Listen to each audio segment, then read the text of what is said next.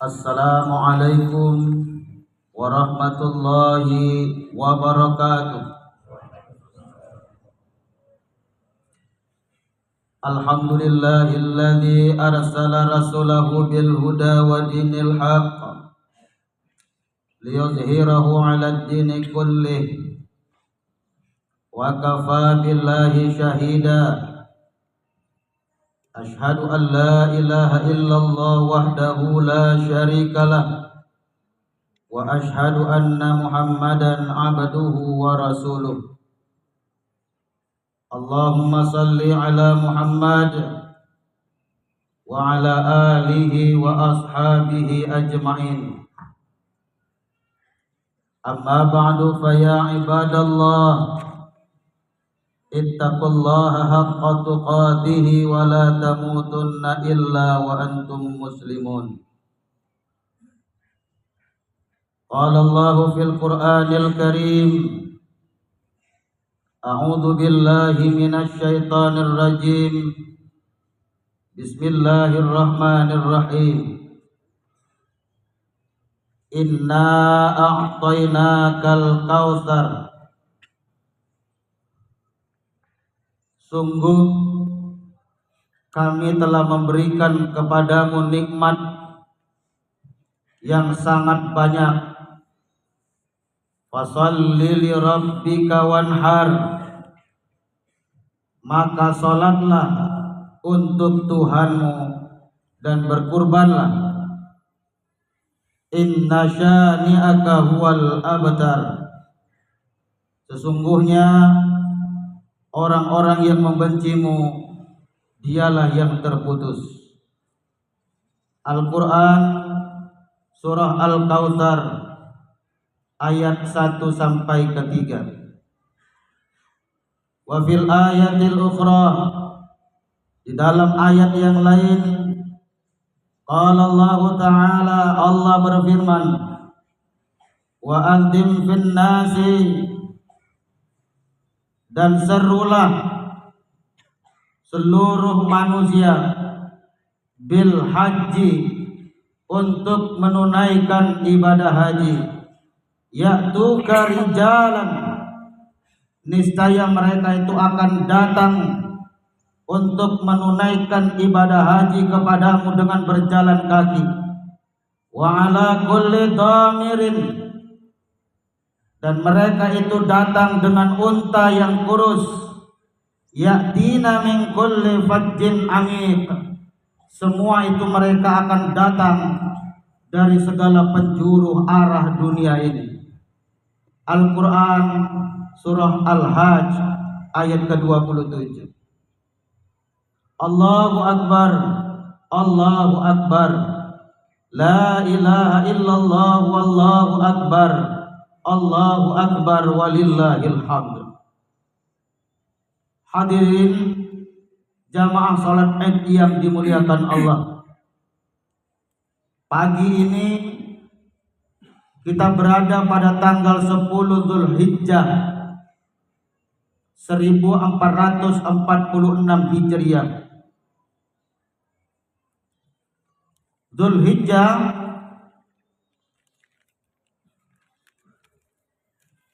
terbenak dalam pikiran kita bahwa Dzulhijjah itu adalah bulan haji dan bulan kurban.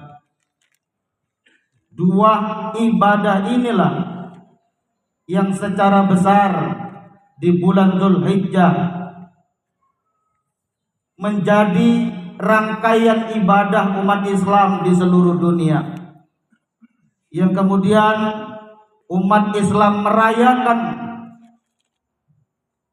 10 Dzulhijjah itu sebagai hari raya Idul Adha.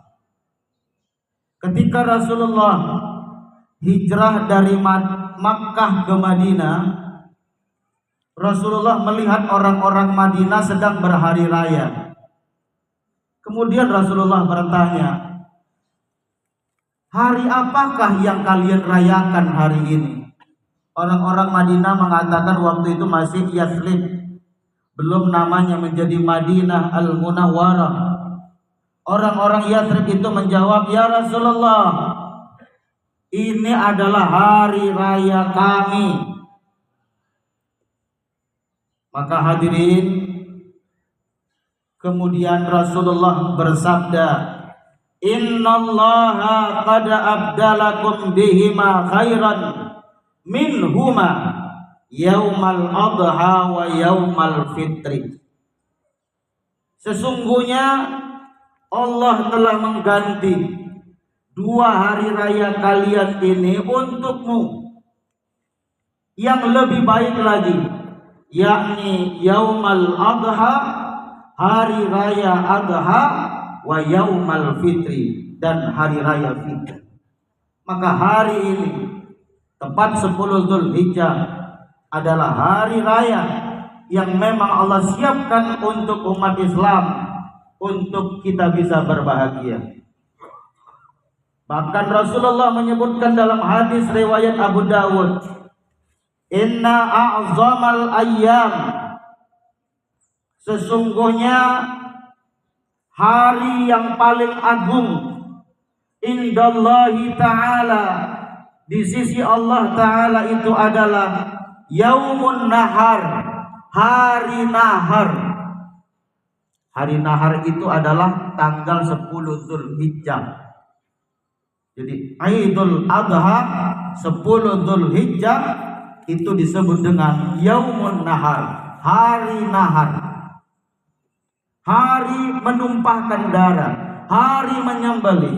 Maka kata Nabi, inna a'zamal ayyami indallahi ta'ala, sesungguhnya hari yang paling agung, paling besar, paling mulia di sisi Allah Ta'ala, yaumun nahar, hari nahar. Summa yaumul qar, kemudian setelah hari nahar itu adalah hari qar.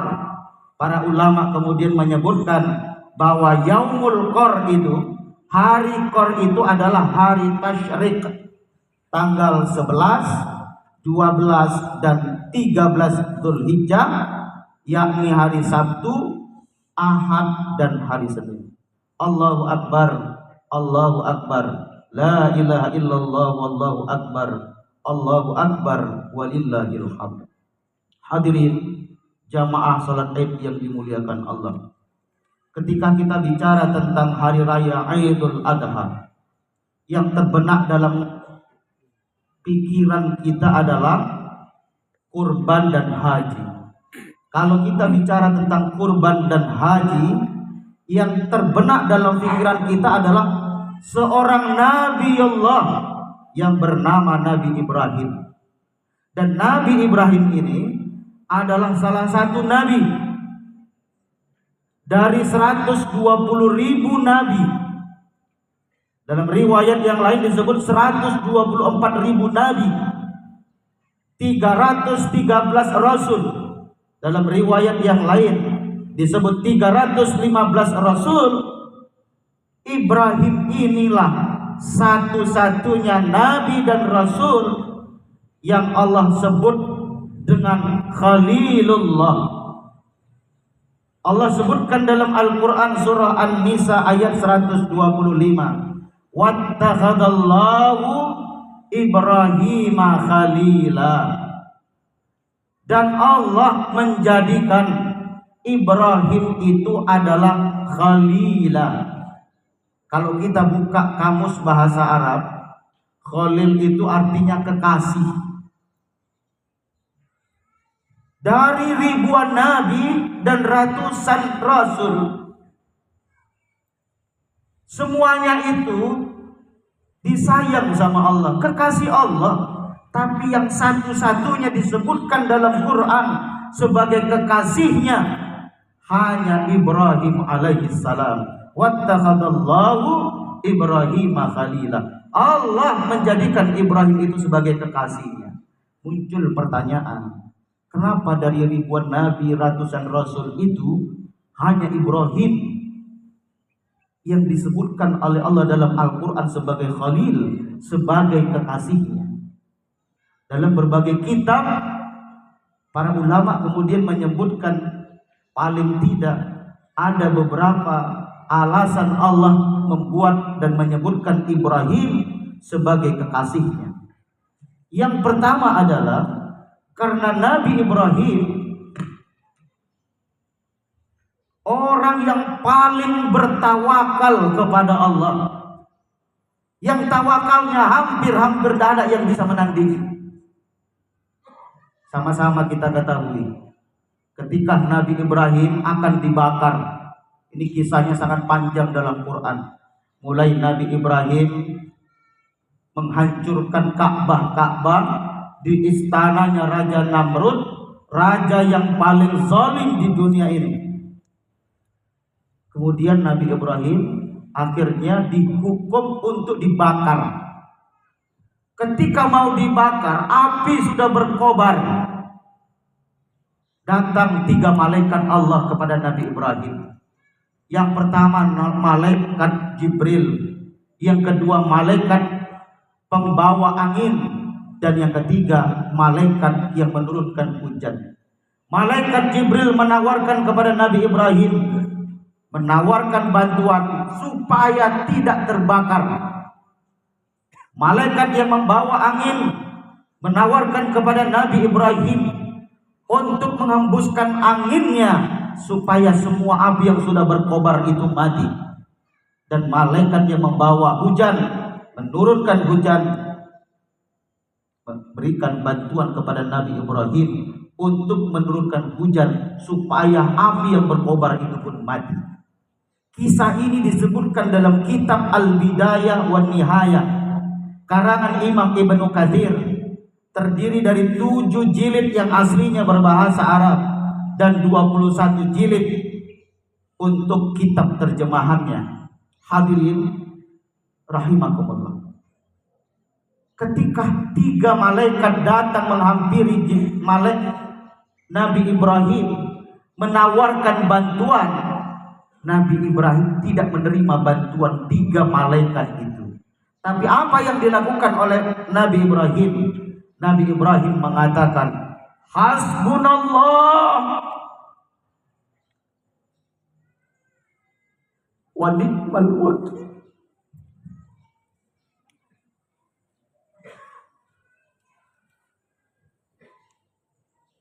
Hasbunallah wa ni'mal wakil.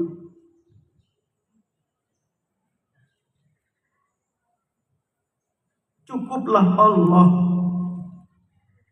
yang menolongku, dan cukuplah Allah menjadi wakilku, kata Ibrahim alaihissalam. Hadirin, begitu tawakalnya Nabi Ibrahim. Jelas-jelas api berkobar pasti membakar dan menghanguskan Nabi Ibrahim. Bantuan datang, pertolongan datang, tapi Nabi Ibrahim tidak mau menerima bantuan, hanya mengucapkan dan berzikir, hasbunallah wa ni'mal wakil. Cukuplah Allah menjadi penolong. Hadirin, ketika Nabi Ibrahim mengucapkan hasbunallah wa ni'mal wakil, Allah kemudian berfirman kepada api, ya narukuni bardan, hei api yang berkobar yang akan membakar Ibrahim, bardan, dinginlah, wasalaman ala Ibrahim, dan selamatkanlah Ibrahim. Hadirin, tawakal Nabi Ibrahim sudah terdesak di ujung tanduk, mengembalikan semuanya semata-mata hanya karena Allah, untuk Allah, dari Allah. Dan pada detik itu juga pertolongan Allah datang kepada Nabi Ibrahim. Ada satu kisah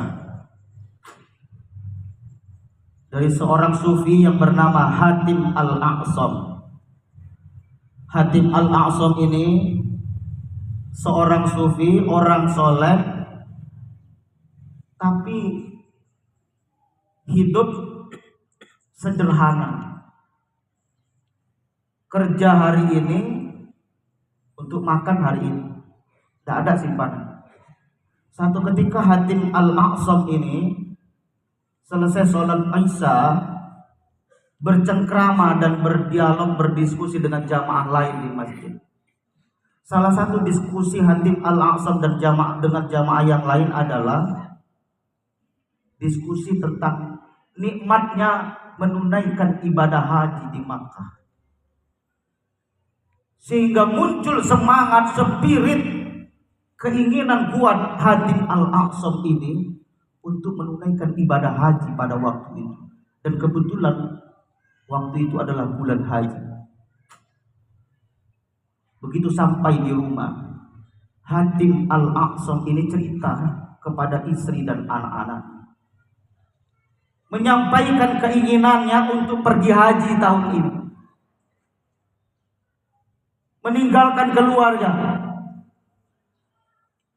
Kemudian istri dan anak-anaknya komentar, kira-kira kalau bahasa kita, Bang, selama ini yang kasih nafkah, yang kerja, itu kan abang. Kalau abang pergi haji berhari-hari, siapa yang kerja cari nafkah, kasih makan kami? Terlantarlah kami di sini. Putri pertamanya mendukung ibunya. Benar ayah, janganlah pergi haji. Haji itu bagi yang mampu. Kita tidak mampu, kalau ayah pergi siapa yang ngasih makan kami? Hampir semua putri-putri dari Hatim Al-A'sam itu melarang ayahnya untuk pergi haji. Tapi ada satu putri terkecil dari Hatim Al-A'sam. Ini anak yang soleha, dia berkata, wahai ibunda, kakak-kakak, ketahuilah, yang memberikan nafkah, kasih makan kita bukan ayah kita, tapi Allah yang kasih makan kita selama ini. Kalau menurut saya, izinkan saja ayah pergi haji. Insya Allah, Allah akan menolong kita. Akhirnya terbuka ini hati istri Hatim Al-A'sam dan putri-putri yang lainnya.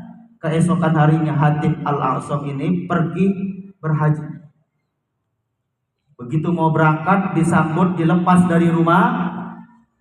Para tetangga menyaksikan, ikut melepas juga. Begitu Hatim Al-A'sam sudah pergi, para tetangga mencemooh istri dan anak-anak Hatim Al-A'sam. Apa kata para tetangganya? Sombong kali kalian. Kalian ini orang susah. Kalian biarkan suami kalian itu, ayah kalian itu pergi haji. Kalau ayah kalian, suamimu itu berangkat haji, siapa yang kerja, siapa yang kasih nafkah? Kalian ini orang susah. Malu ini istri Hatim Al-A'sam, kemudian membawa masuk putri-putrinya ke rumah. Sampai di rumah, istri dan kakak-kakak dari anak putri Hatim Al-A'sam itu mencela, mencemooh putri terkecil dari Hatim Al-A'sam. Kira-kira kalau bahasa kita, itulah gara-gara kau. Coba enggak kau bilang tadi malam, enggak akan pergi ayahmu. Gara-gara engkau ini kita dicemooh, kita dihina sama tetangga, malu kita. Sedih nih putri Hatim Al-A'sam ini masuk ke kamar, kemudian sholat duha. Selesai sholat duha dia angkat tangan. Ya Allah, selama ini yang memberi makan, yang memberi nafkah kami di rumah ini bukan ayah kami ya Allah, tapi Engkau ya Allah. Engkau yang memberikan nafkah dan makan hidup kami di rumah ini. Ya Allah, jangan permalukan aku di depan ibu dan kakak-kakak. Hadirin, tak lama putri Hatim Al-A'sam ini berdoa. Ternyata di kampung itu ada serombongan pejabat yang lewat. Zaman dulu tidak seperti sekarang, banyak kedai, banyak Indomaret, Alfamart, toko untuk belanja, untuk beli makanan. Rombongan pejabat ini ternyata kehabisan bekal, kehabisan minuman. Akhirnya mereka minta bantuan ke warga. Kebetulan mereka berhenti di depan rumahnya Hatim Al-A'sam. Begitu sampai di rumah Hatim Al-A'sam, diketuk pintunya. Lantas dibukalah pintu oleh istri dan anak-anak Hatim Al-A'sam. ternyata ajudan dari pejabat tadi menyampaikan untuk minta bantuan air minum karena pemimpin mereka, amir mereka itu butuh minum. Begitu sudah diberi, diminum sama amir pejabat tadi. Pejabat tadi kemudian berkata, ini rumah siapa yang ngasih bantu kita minum? Ajudannya berkata, tadi ketika aku tanya kepada ibu-ibu yang ada di rumah ini, katanya ini adalah rumahnya Hatim Al-A'sam. Kaget nih pejabat ini, karena ternyata Hatim Al-A'sam itu sudah terkenal di negeri itu. Orang soleh, sufi, wara, zuhud. Kaget nih. Zaman dulu belum ada media sosial, jadi tidak ada fotonya, tidak tahu. Tapi tahu namanya, kenal orangnya. Tapi belum pernah jumpa. Akhirnya bertanya, coba tanya dulu, mana suaminya Hatim itu? Itu orang soleh, itu sufi. Begitu ditanya, mana suamimu? Istrinya mengatakan, suamiku sedang menunaikan ibadah haji. Baru aja berangkat tadi pagi. Apa yang dilakukan amir tadi, pejabat tadi? Dia keluarkan kantongan dinar. Ada 10 keping dinar emas. Dia keluarkan. Kemudian dia sampaikan kepada ajudan-ajudan, kepada pejabat-pejabat yang ikut eselon yang lain bersamanya. Hai semua saudara-saudaraku, kalau kalian sayang kepadaku, cinta kepadaku, kerjakan apa yang aku lakukan hari ini. Aku keluarkan nih 10 dinar emas untuk membantu keluarga Hatim Al-A'sam. Karena suaminya pergi, tentu tidak ada yang kasih nafkah keluarga Hatim Al-A'sam ini. Berbondong-bondong pejabat-pejabat yang lain mengeluarkan dinar emas. Pejabat utamanya tadi itu 10 keping dinar emas. 1 dinar emas itu setara dengan 4 gram emas. Emas itu sekarang udah 1 juta lebih 1 gram. Kalau hitung saja 1 juta saja 1 gram, berarti 1 dinar itu sudah 4 juta. Maka karena 1 juta lebih bisa jadi 5 juta 1 dinar.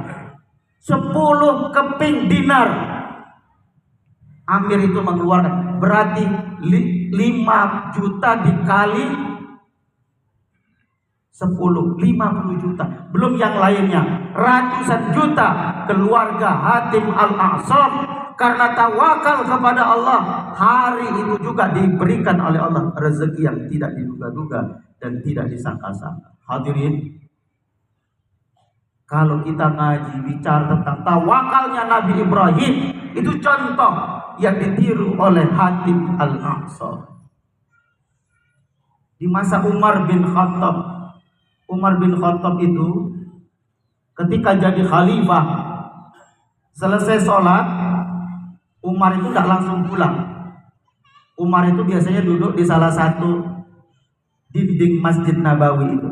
Untuk apa? Untuk menunggu para sahabat umat Islam yang datang untuk konsultasi, untuk menyampaikan semua masalah hidupnya. Ketika Umar bin Khattab duduk di tembok masjid itu selesai sholat asar, tiba-tiba Umar itu melihat ada 2 orang laki-laki yang wajahnya sangat mirip sekali. Nabi, kemudian Umar ini heran, dipanggil nih 2 laki-laki ini, kemari dulu. Kalian ini kok mirip sekali? Kalian kembar ya? Kayak pinang dibelah 2. Apa kata laki-laki tadi? Wahai Amirul Mukminin, kami ini bukan kembar. Ini anak saya. Kami ini ayah dan anak. Kami ini mirip. Ini enggak aneh. Enggak aneh buat kami, buat saya. Kembar kami ini kayak kembar mirip, itu enggak aneh. Yang aneh itu, ini anak saya ini yang paling aneh. Umar bilang, anehnya di anak ini. Dulu, kata laki tadi, dia tadi mengatakan kepada Umar, dulu ketika kami menikah, kami sah, tak ada harta kan. Mau ke kampung itu, tak ada pekerjaan. Akhirnya aku bilang sama istriku, "Dek, abang permisilah mau merantau. Di kampung ini tidak ada pekerjaan." Apa kata istriku, ya Umar? "Ya Amirul Mukminin, Bang, janganlah abang merantau. Ini bentar lagi anak kita lahir. Aku ini hamil tua. Nanti kalau lahir anak kita ini abang gak ada, cemana lah bang? Kasihan anak kita ini. Apa yang kulakukan ya Amirul Mukminin?" Begitu istriku mengatakan, "Gimana ini anakmu ini?" Saat itu juga ku pegang perut istriku ya Amirul Mukminin. Kemudian aku berdoa, "Ya Allah, aku titipkan anakku yang masih ada dalam perut rahim istriku." Cuma itu aja doa.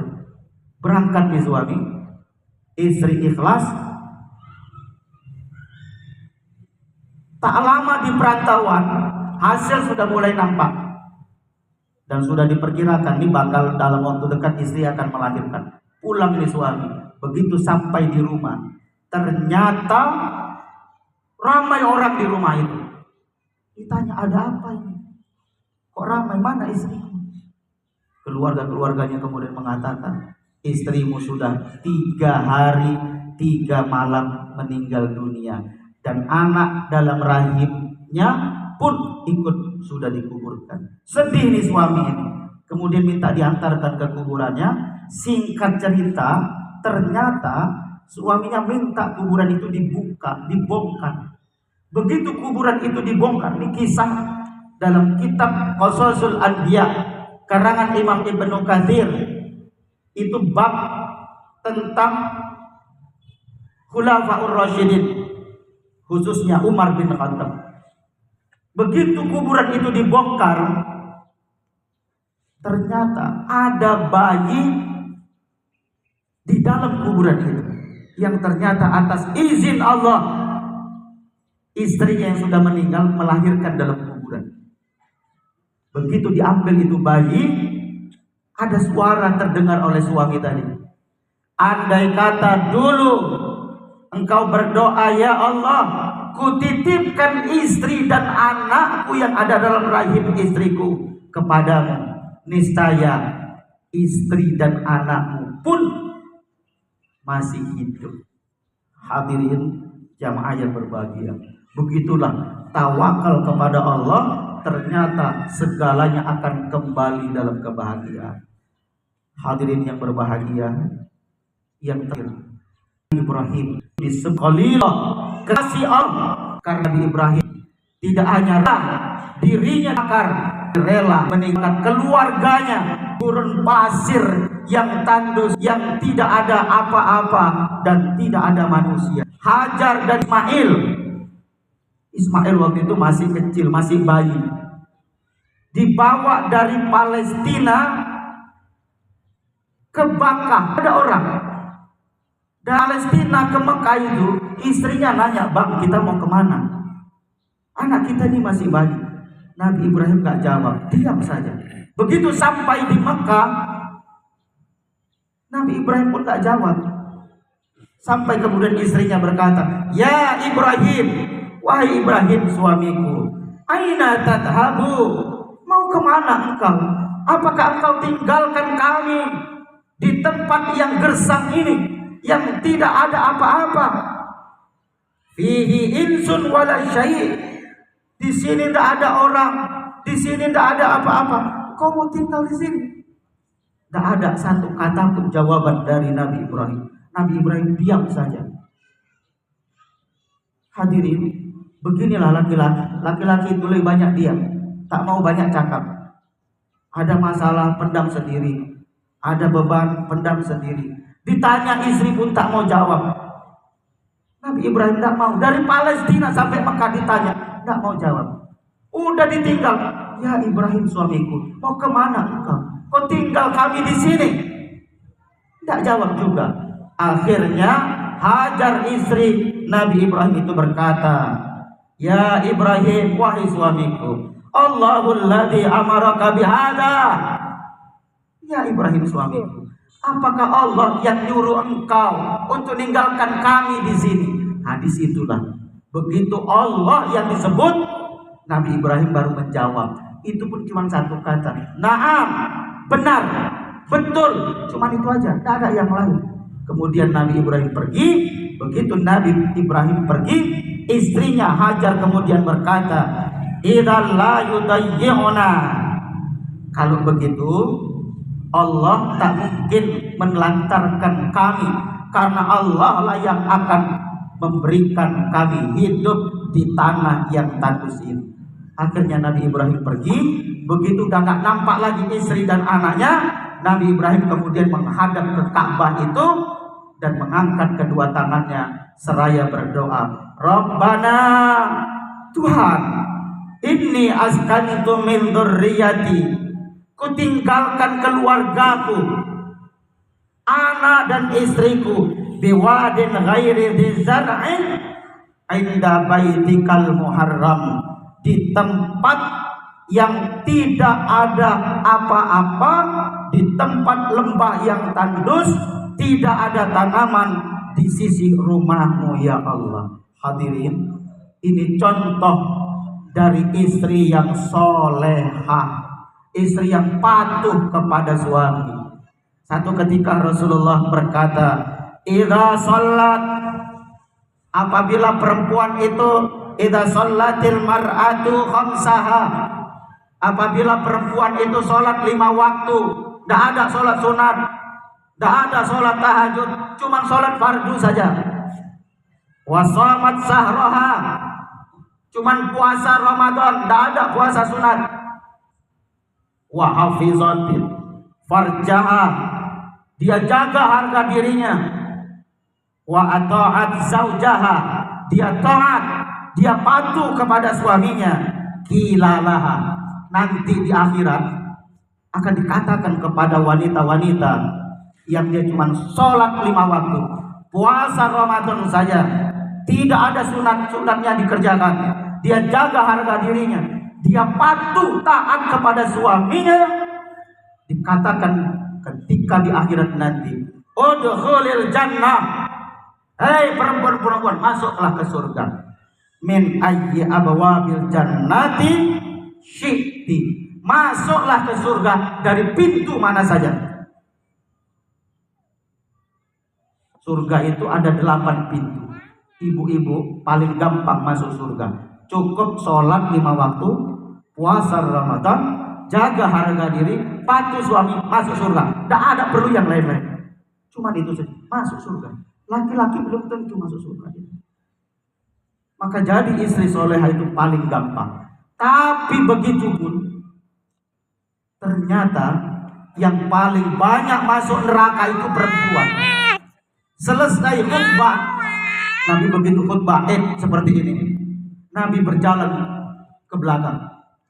Karena saya bukan Nabi, saya tidak akan mungkin jalan ke belakang. Nabi begitu khutbah dia jalan ke belakang. Apa kata Nabi? Uridun nar, aku diperlihatkan neraka.